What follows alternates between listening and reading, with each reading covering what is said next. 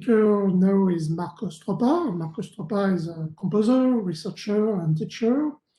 He studied music in Italy and computer science, cognitive psychology, and artificial intelligence at MIT Media Laboratory.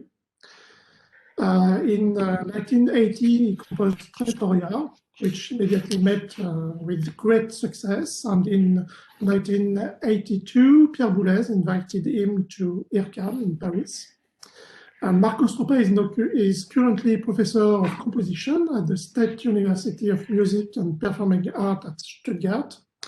And he's going to present a paper on composing, decomposing, and recomposing symbolic spectral data using OMChroma and Csound. Thank you, Pierre. I hope you all hear me. I will start to share the screen very soon. And I welcome also everybody from snowy Stuttgart at the moment, but I know that the noise will come in Paris very soon. So I will start to share the screen. I hope everything goes well. Okay, I use the timer motion, so if some of the things are not clear, I will read them. So I would like to. I would like to start with a very short historical presentation. The discussion about what timbre was, how to define timbre, what that timbre was so neglected in the European music until, let's say, 1980s started exactly. In the early 80s, I was at that time had just arrived in Paris at IRCAM, and it was a time of talk about what makes a spectral fusion and separation. A spectral fusion being a timbre, a spectral separation being rather a chord. When we started, most of the time, timbre was defined basically what it was not. So that is, it was not pitch, it was not dynamics, it was not duration, it was not articulation. All the rest was the timbre, but nobody could find a definition of that. There was some consensus about defining timbre as either the source, like violin, like the instrument being the timbre with its missing factor, or a spectral approach, so not what the instrument was, but what you can get from the analysis of spectral data. I just make a small remark that the instrumental timbre as a source is extremely culture dependent, because a person who never heard a violin will never say, probably, that a bowed sound and a plucked or a Bartok pizzicato are the same timbre, at least because they are coming from the same instrument. You probably don't see that because it's too small, but in 1983, with Todd McCover, Stephen McAdams, Xavier Rodet, and David Wessel, we wrote a very short paper called Ideas About Timbre and Composition, which was a set of, it was published in a symposium for computer music at the University of Ancona, and it was basically a set of requests that were underlying our understanding of timbre by asking for certain features. Most of them actually did not come yet, but we were saying what was important about timbre. From a personal point of view, I also wrote an article, although always in that time, this time in Italian, called The Exploration and Manipulation of Timbre, where at the beginning I started with a search for a definition of timbre. This is not so important, just to say that already at that time I was interested in understanding music, not just as a collection of pitches, durations, and eventually amplitudes. Now I became quickly aware that even if timbre was not entirely understood or defined correctly, I could work with timbre, I could use it. I could just compose with it, write it, control it, change it, develop it, without the need of such a scientific and complete understanding of that. Already at the beginning, I did not use the word timbre, but the word event, and I had a very special model of what the primitive was for me. Primitive not in the meaning of the whole old history, but in the meaning of computer science. That is the starting point of your reasoning. So if you look at, maybe you don't see very well, but you will see that better in a moment, at the notation that I had made of the electronic part of Trattoria, you see blobs actually you see things that are divided into small effects. What are the red cycles? Each of these red circles is what I would call an event. That was my basic way of composing, my starting point of composing. Now, all this came very far because, sorry, I go back to the original thing, because I found a way to directly map the event into a computer formalization, which was a matrix approach about an event is turned into a metric. This went very far, and about 20 years later, it became a computer system called OMChroma, which is a system for the composition of sound synthesis in open music and controlling different virtual synthesizer. That is any kind of synthesizer that it works. There is an article on the Computer Music Journal called OMChroma Composition Control of Sound Synthesis. I will not spend time into that. What I would think is more important for me is just to understand that an event, I have a zoom on one event, is composed by some global and some local data. And so an event has several components, as many as you want. There is basically no limitation. No, I drew only 5 of them, but in reality, there are hundreds, thousands, sometimes tens of thousands of components. The event is defined by a global action time. So the starting point of the first component, actually the logical starting point.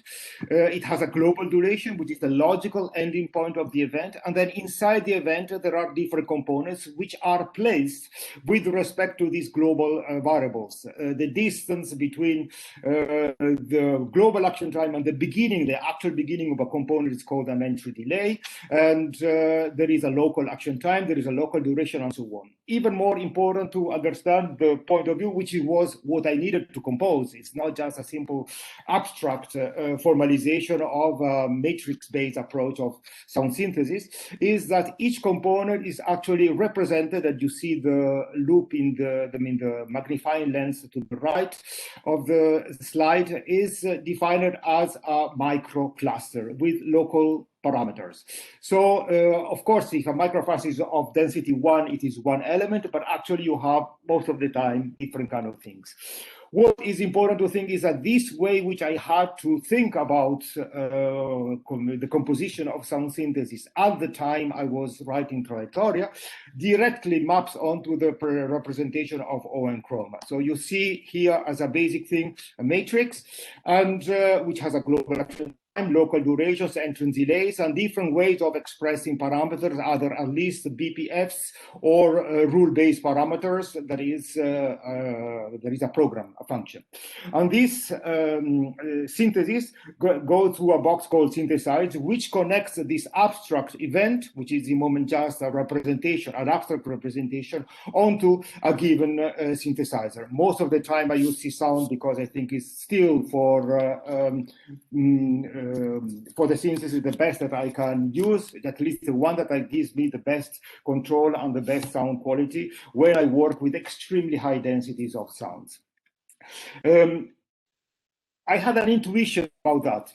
That is that the temporal boundaries between each of these events should have been kept fuzzy.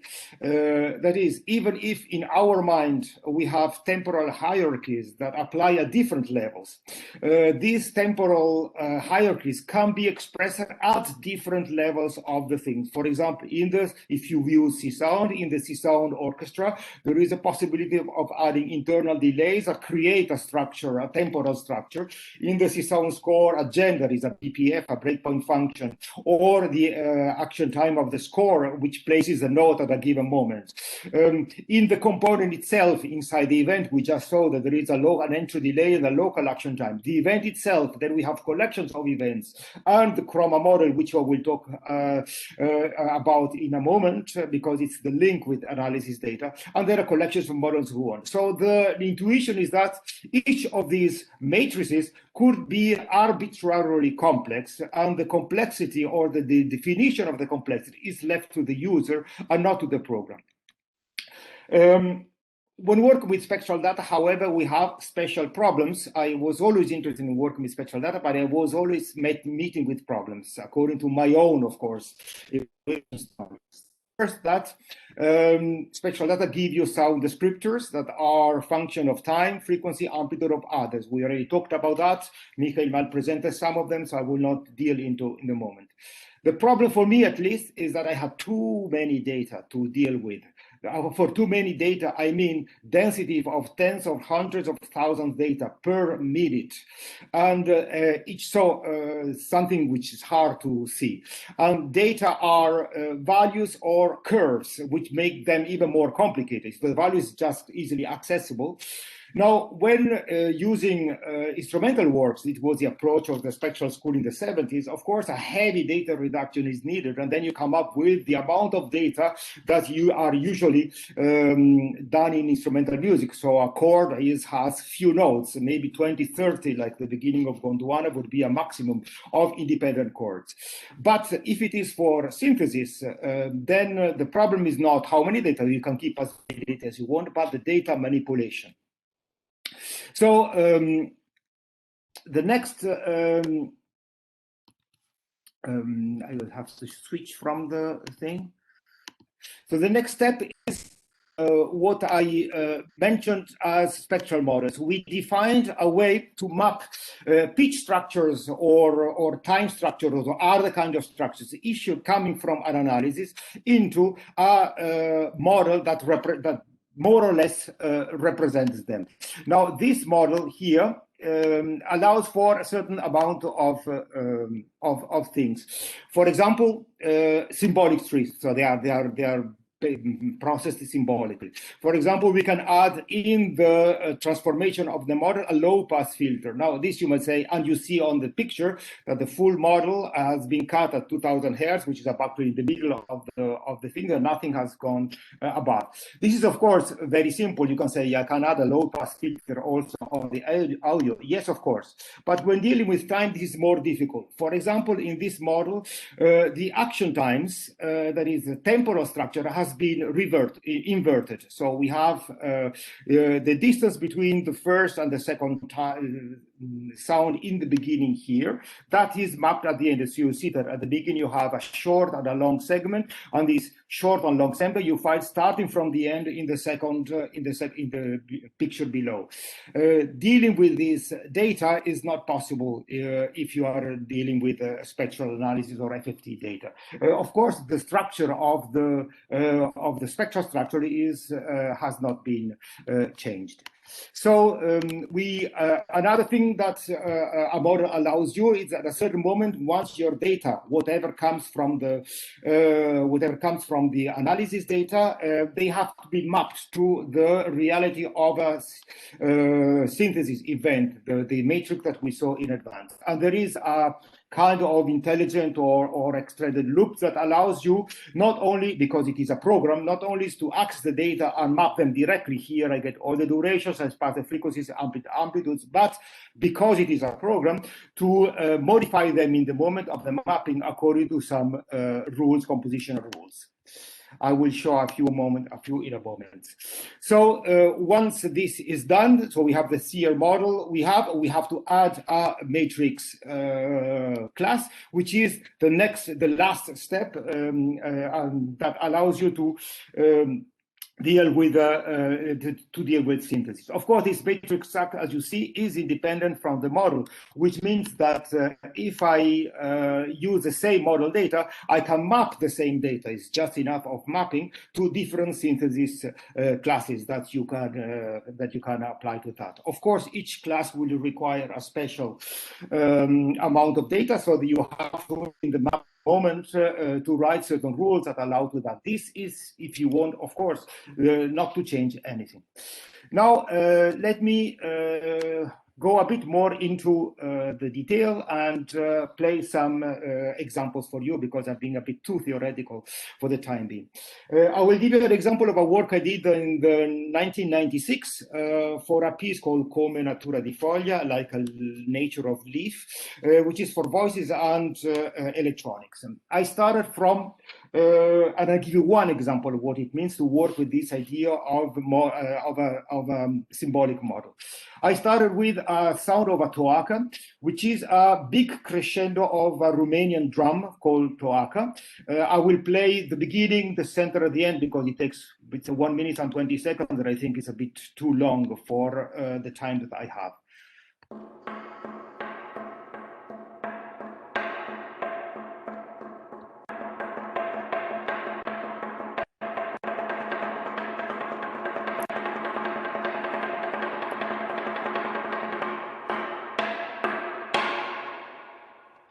You have this very progressive 1 minute and a half crescendo that is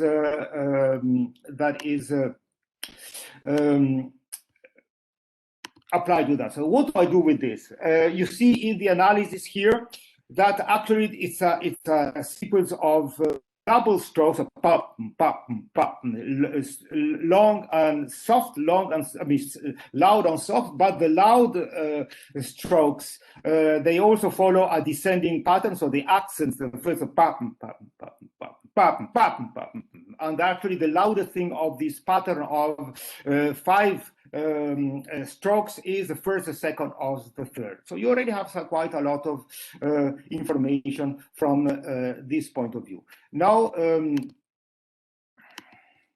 if we zoom, you see that there is a lot of data that is going on, and actually, if we analysis, and then in the end, also the crescendo has made the data, but you follow the same structure of double strokes with accents. The double strokes being, of course, the two hands that do the thing. So I started by doing a marker and by computing what is called in audio is called the core-sec analysis. A core-sec looks for the average amplitude and frequency between 2 markers. So you have also to place the markers in such a way that if you want to get the right data. If we zoom into the markers,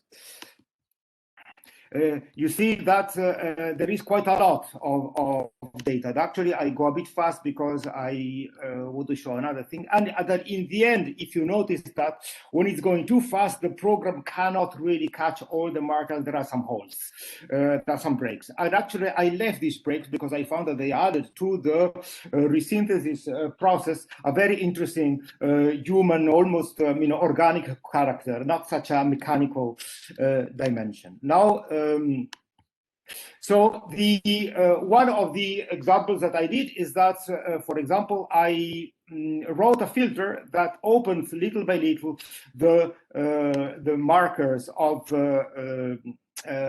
that, and then inside you see these lines, which is the different pitches. So let me show you what it means to work in this level.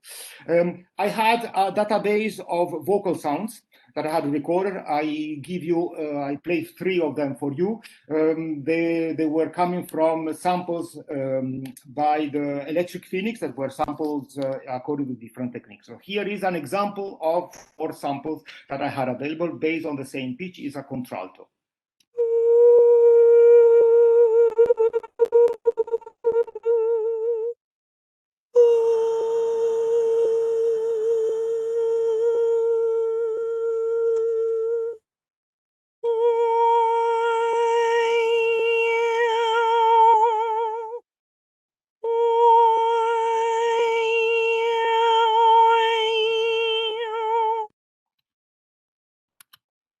So what I'm going to do with this thing, as I said, I'm going to, this was in a database and there is a kind of sampler that allows that.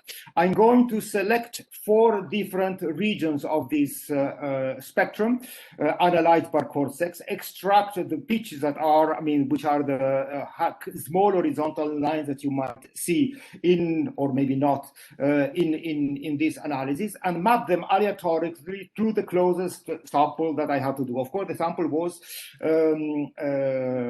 adapted to the duration which I had to do. I had overlapping factors. I had different factors that allowed you how close I have to be.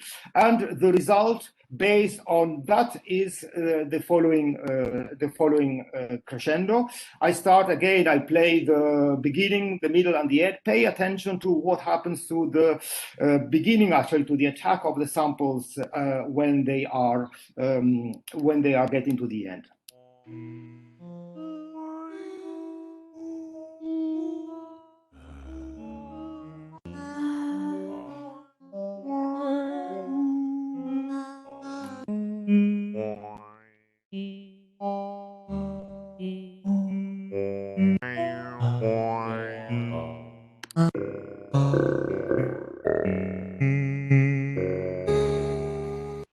So perhaps you notice that the range of selection increases towards the end.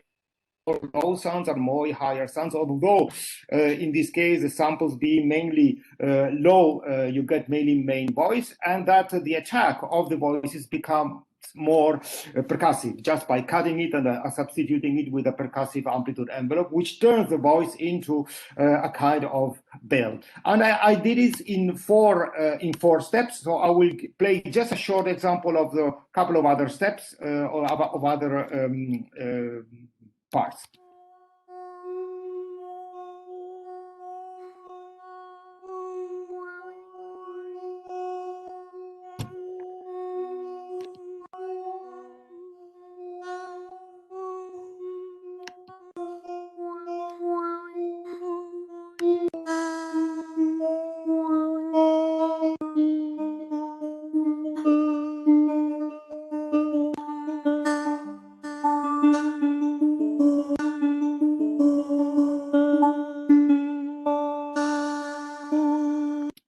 And so on. So this process was repeated 4 times. I'm not going to play the other times you understood it, but it was a surpropose to another thing, which is the upper part, the part that was not available to the voice as a fundamental frequency, was replaced by mapping the partials above 2000 Hertz, basically, with an additive synthesis, which is following the same process as the voice. Here, just the beginning and the end.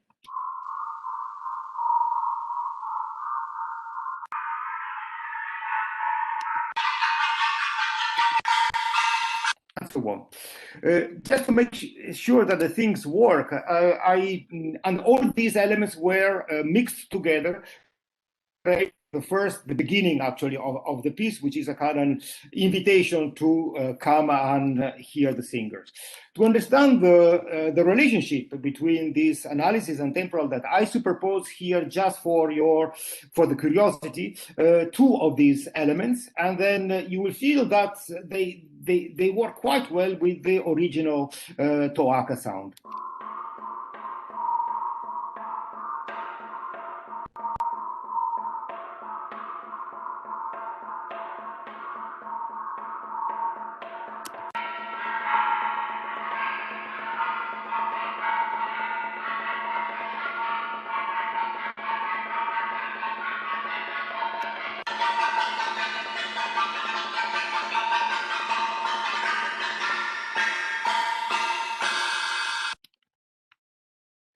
And if you are curious about that and you want to try with the voices, you get the same kind of correlation.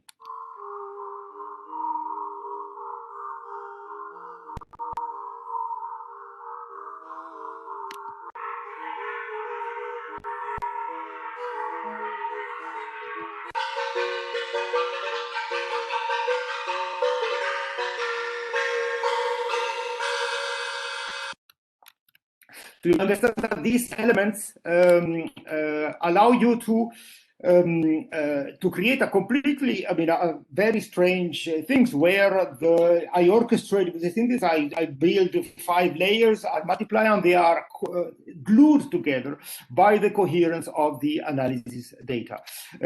Of course, I mentioned in the previous case that you can also manipulate time in a different way. And don't forget that each of these data are events. Each events have components. Each components have are microclusters. So sometimes when you see a cluster, you think it is a microcluster that is expressing itself. At the end of the piece, I'm doing process, but I'm inverting the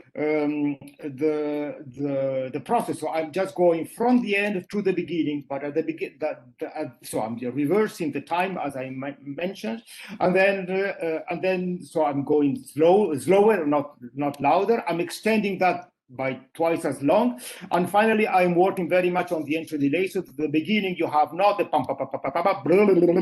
kind of element like this. Here is the beginning and the end of this final section with the action times reversed.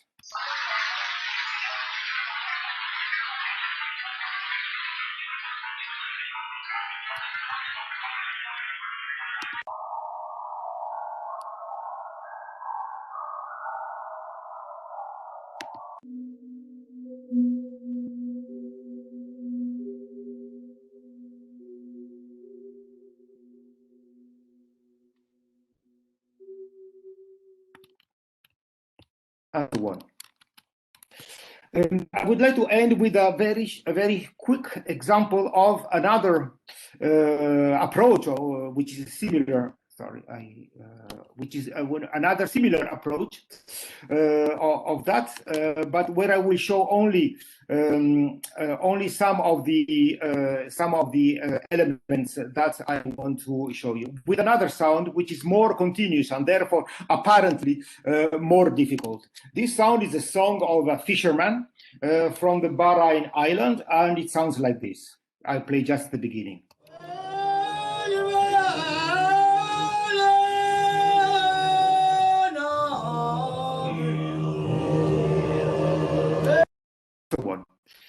The process was the same, so I tried to analyze this with the same process. I'm not going to talk about that. And here is the first result. Notice that it is exactly the same first sentence that we just heard, the singing and then this quarrel at the beginning, but realized with purely additive synthesis.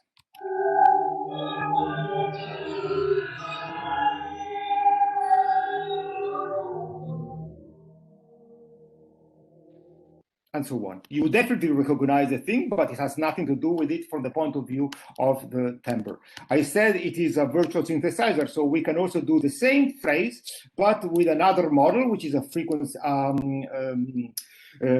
frequency modulation model, formantic frequency modulation, the way Csound used in Phoné, for example. And you get that you have again the same kind of morphology, but in a different structure.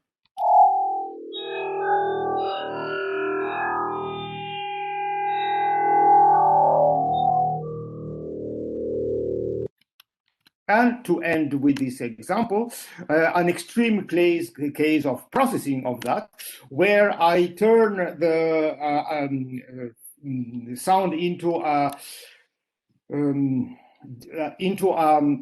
set of percussive sounds, or bell-like sounds, following the same process. Sorry, I thought I would maybe play a better one at the beginning, which would be, no, I think this is okay.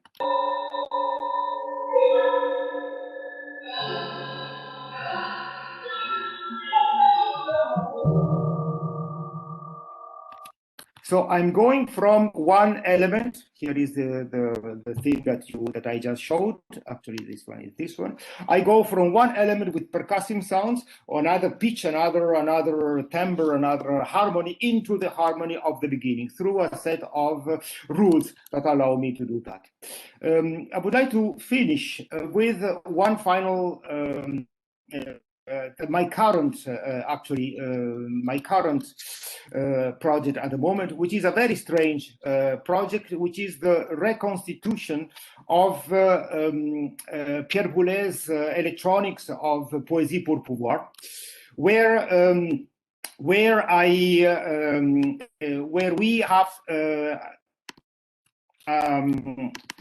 a very of which we have only a recording, a very bad mono recording of the sound at the beginning, and this bad mono recording has to be reconsidered. No information about how, not useful information about how he did it. So we approach, and when I say me, I mean also Laurenzi and me. We approach the following result. Made an analysis data of the electronics of that. I will play for you the beginning of the electronics, the original version, what you get also on YouTube.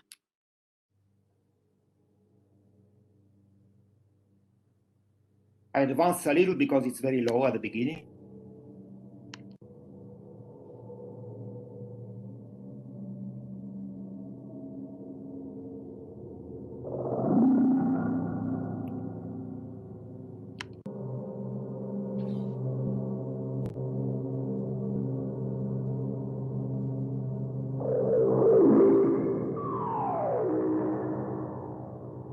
And so on. So this is the original version. So what was the difficulty with this approach is that, of course, if you do a partial tracking analysis, you get an image of that where you have hundreds of thousands of partials for about 1 minute and 20 seconds that are impossible to deal with. I mean, already it takes 10 seconds to load in AudioSculptor or even worse in Max or Open Music.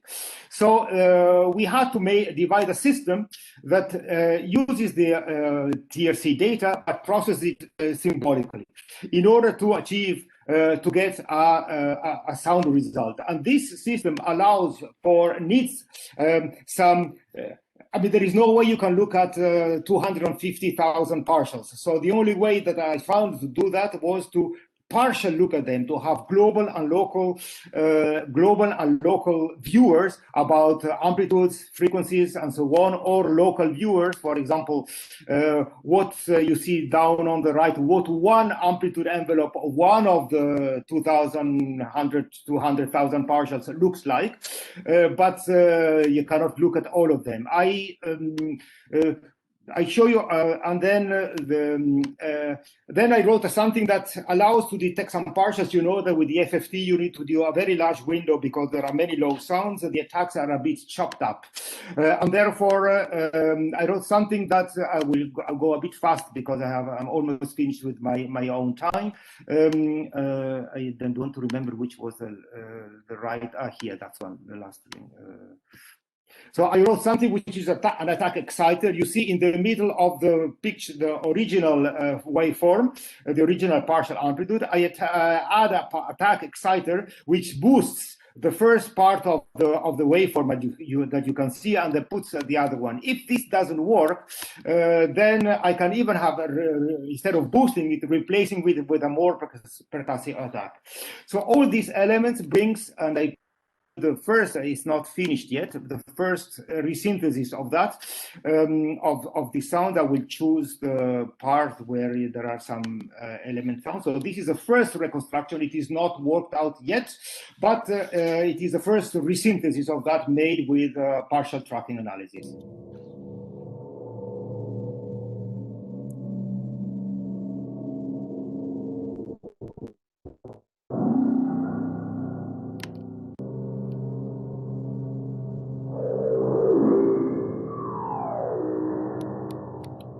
Okay, I would like to finish with the last comment, which is okay. What are the perspectives and challenges? As you see in this approach, you have too many data, so you have ways. There is no way, even if you had a program that allowed you to see them within an efficient way, there is no way that it makes sense to. It would be like seeing the picture of the quarks and trying to understand what a hand is made of. There is not really much sense. So, but the advantage is that you can access compositional data as symbolic data, because all these are curves and things that are accessible not as FFT data, but as symbolic data, as curves. So there is no need to transcribe the audio-based data from the thing. Even more important, it is possible to manipulate the data symbolically, which is not possible. For example, in our project with Boulez, there are moments, actually many moments, with the electronics is superposed at the orchestra, and therefore there is no way to extract it as simply as we did. I played you an example where the recording is the electronics alone, but when the electronics is superposed at the orchestra, there is no way, by no program that I know, that you can separate the orchestra from the electronics so simply. So we have to reconstruct them by manipulating data symbolically and finding in previous structures similar structures. Finally, you can invent systems from scratch, and that's my part. When we are done with this project that is in a few months, I will use the same thing, but I will feed in not data coming from TRC analysis, but I will invent my own virtual TRC analysis system that allows me to control and reinvent many different things. So thank you very much for thing. I think I have to stop sharing the screen. I took 5 minutes too much, but I hope you are not too angry with me. Thank you very much, Marco, for this beautiful presentation and beautiful immersion in your composer's studio with your techniques to resynthesize from data. Maybe I think that there are many questions about your presentations, and we have time. Feel free to ask in chat or switch on your microphone. Okay, I don't know how the system works.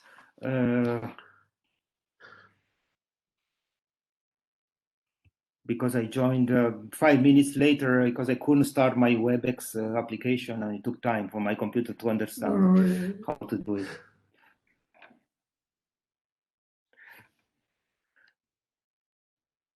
Maybe I can say one more comment if there is that this is of course a compositional approach, so it doesn't it has no absolute value.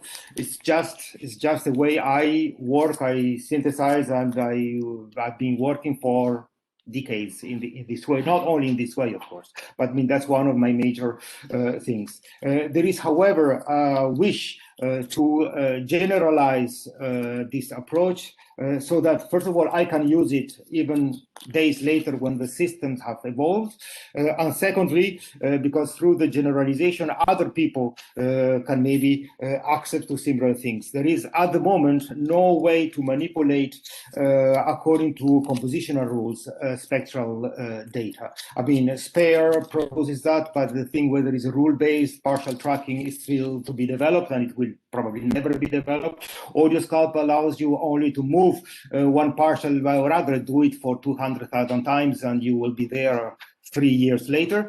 And there is, under the commercial software, because we looked for it at the beginning, like Isotope or and so on, they allow you only very global things, but no compositional approach. And maybe the final remark is that if you want to write, at least for me, this is my point of view. If I want to compose with synthesis, I have to write it.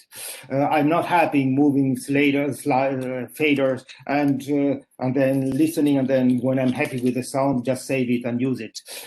I can do it, of course, and I did it, but for me, this is not composing. It's just nice selecting. If I want to compose, I think of structures, and I need to represent these structures directly in a written form, even when I'm directly composing the sound and not just for the orchestra.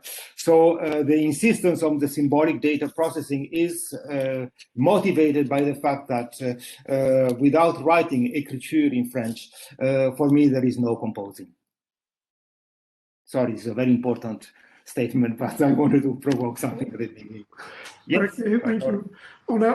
We have a question by Laurent Potier. Hello, Marco. I have a little question. Do you are using the standard version of OMChroma available with Open Music? or specific personal version? Of course not. I would say, Yain is for this process with this project with the Boulet's transcription, so this symbolic processing of TRC analysis. I have developed in the last weeks some special software that at the moment is just by me. It will be made available in the next version of OMChroma, but I need to document it, write it, make sure that it works and so on. There is still a bit of work. It will take some months to make it available. Otherwise, the others were done with mostly with traditional standard OMChroma things. I have also my own library, which is the most compositionally say biased choices, and that could be done otherwise in open music, but that I develop in a certain way. So, but in this example, I choose on purpose not to use my own library because this is more for computer-aided composition of sound synthesis. So you will, in the 5.3 version of Chroma, you will have probably a workspace dedicated to the Chroma model and to the connection between spectral data and sound synthesis, and finally a virtual synthesizer. Okay, thank you. So be patient.